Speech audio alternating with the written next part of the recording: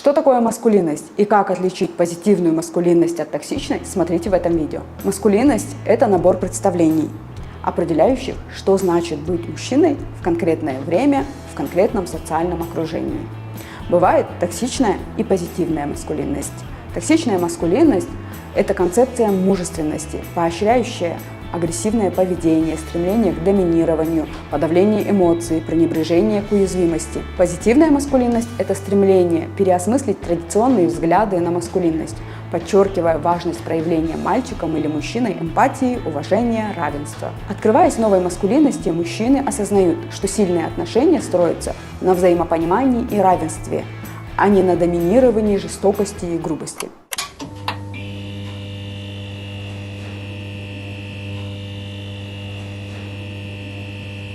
Мальчики не плачут, что ты нюни распустил, да что ты как девчонка. Вы слышали такое? Я тоже. Токсичная маскулинность часто подавляет эмоциональное выражение, считая немужественным. Позитивная маскулинность признает и ценит способность мужчин к эмпатии и эмоциональной открытости.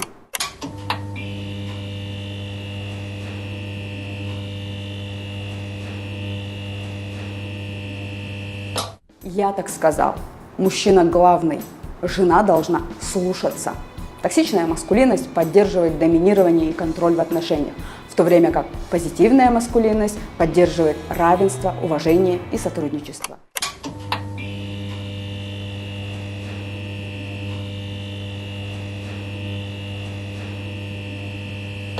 А еще, вы слышали?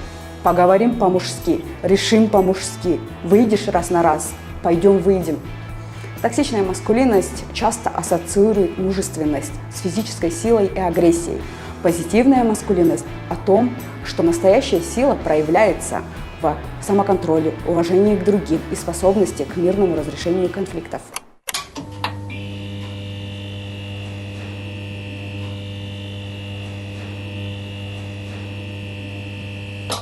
Мужчине не место на кухне, воспитание детей не мужское дело.